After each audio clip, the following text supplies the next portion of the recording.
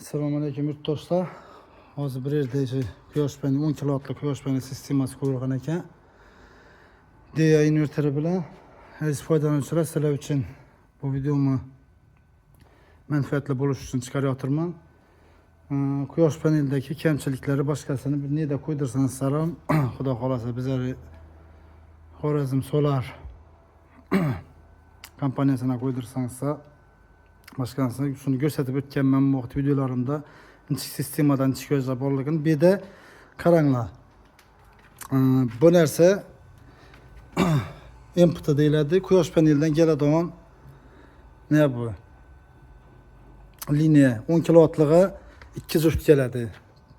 Minus minus plus plus keladi.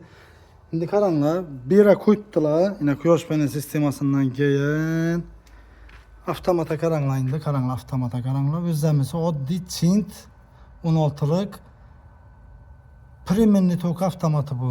O'zgaruvchan tok avtomat.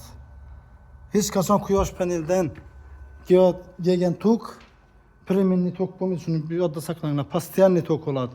Постоянный tokka hamma vaqti DC deyiladi. Premenli tokka AC deyiladi. Qaranglar. Bu endi o'zim avtomatim ko'rsataman. Mana. Lider. Sizikine qaranglar.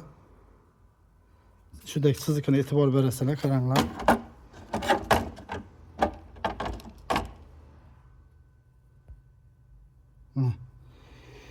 Hamma vaqt 2 dona chiziq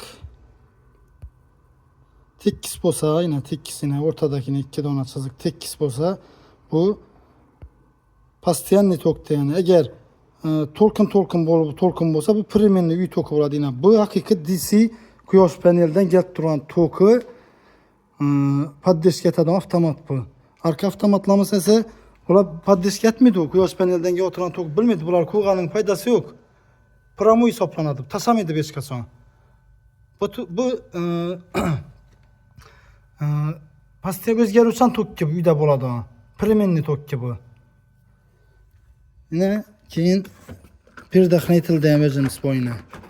Предохранитель скоттина как положено. Yana DC 1000 volt 32 amper DC da ko'ttina. Bunun içinde предохранитель ham bor. Yana предохранитель'larni ko'rsataman yana. Как положено предохранитель bilan qo'yiladi.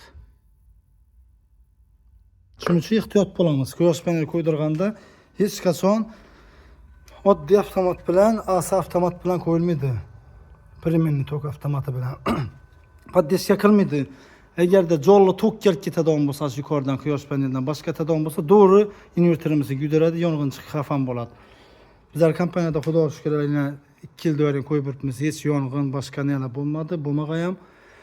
Shuning uchun ehtiyot bo'lamiz. Quyosh paneli qo'ydirganda arzonini uchib, ishining hech narsasiz takir qo'yilishidan ehtiyot bo'linglar.